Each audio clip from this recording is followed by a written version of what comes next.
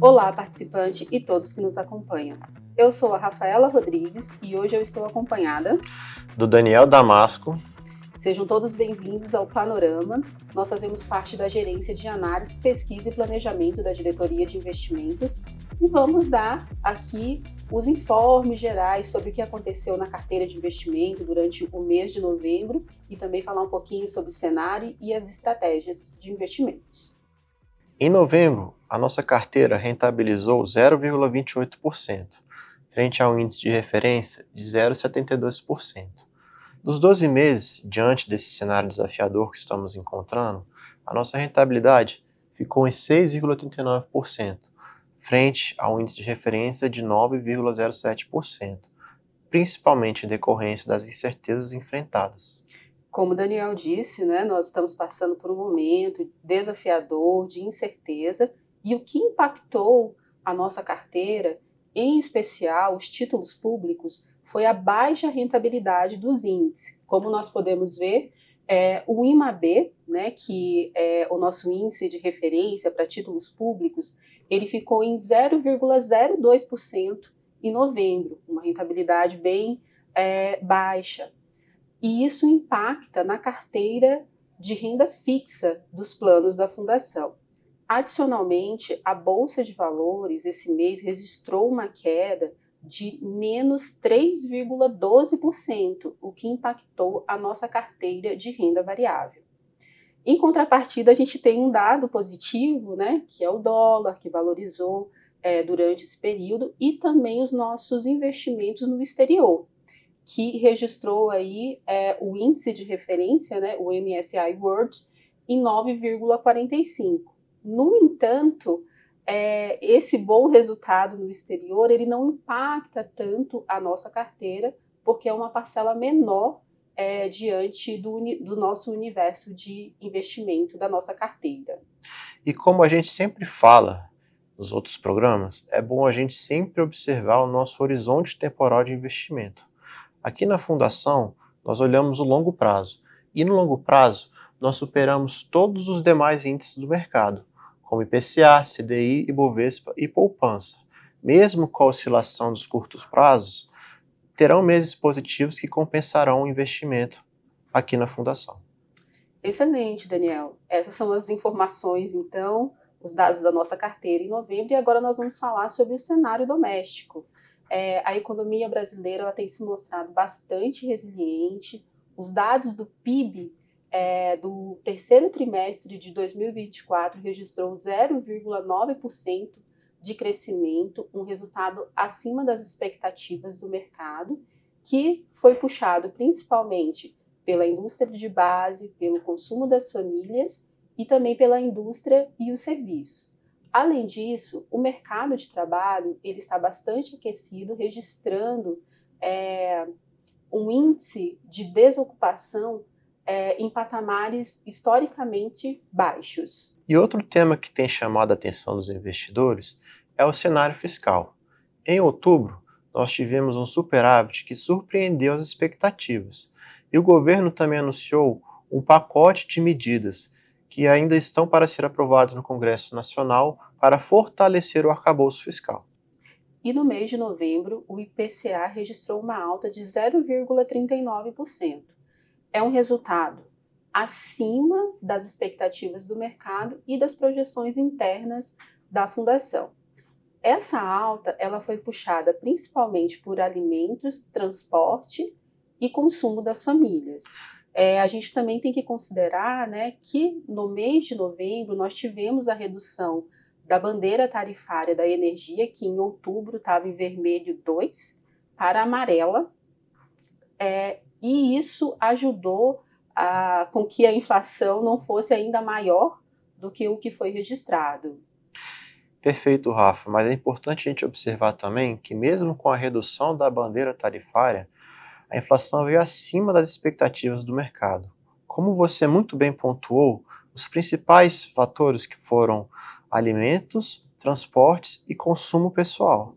No segmento de alimentos, a gente destaca o aumento do preço da carne. No de transporte, a gente destaca o das passagens aéreas. e no de consumo pessoal a gente tem um aumento do cigarro. Em especial a carne, ela tem aumentado nos últimos meses em função de dificuldades do setor e também em função de uma maior demanda externa. E quando a gente olha para o acumulado do IPCA em 12 meses, em novembro ele ficou em 4,87 e a projeção até o final do ano do Boletim Focus é que ela fique em 4,89. Essa expectativa ela está acima do teto superior da meta de inflação, que é 4,50%. Em relação à política monetária, nós temos um cenário de atividade aquecida, como a gente pode ver no PIB superando as expectativas e a taxa de desemprego em patamares mínimos historicamente. Isso fez com que a autoridade monetária, também diante do cenário fiscal incerto, aumentasse as taxas de juros em 1 ponto percentual, também decorrente à incerteza gerada pela eleição de Donald Trump nos Estados Unidos. Bom, o cupom ele também sinalizou mais duas altas de 1% na taxa de juros nas próximas reuniões, que serão em janeiro e março de 2025, o que vai elevar a taxa, se concretizado, para 14,25, o que converte para um horizonte relevante para a política monetária. Mas, Daniel, agora nós vamos falar um pouco sobre o cenário internacional. Como que está os dados, né, o cenário nos Estados Unidos após aí a confirmação da vitória de Donald Trump? Pois é, Rafa, como você bem falou e eu mencionei anteriormente, o principal destaque nos Estados Unidos foi a eleição de Donald Trump. Isso está gerando uma expectativa no mercado de como será o seu governo. O que a gente tem de concreto até por enquanto é que terá um aumento de tarifas comerciais e um controle migratório maior. Em relação à política monetária, o Fed continuou sua agenda de redução nas taxas de juros, com um corte de 0,25%. É importante a gente mencionar também que a atividade dos Estados Unidos segue superando as expectativas em relação ao crescimento do PIB. Daniel, e o cenário na zona do euro, ele continua desafiador. Como que foi esse último mês? Se nos Estados Unidos a gente observa uma força e resiliência da atividade, na zona do euro a gente observa uma certa estagnação, principalmente do setor industrial. A gente espera que no próximo ano o crescimento seja marginalmente maior, porém em patamares um pouco baixos. Em relação à política monetária, nesse sentido, tanto os Estados Unidos quanto a zona do euro seguem na mesma direção. A zona do euro, assim como os Estados Unidos, fez um corte de 0,25 pontos percentuais na taxa básica de juros.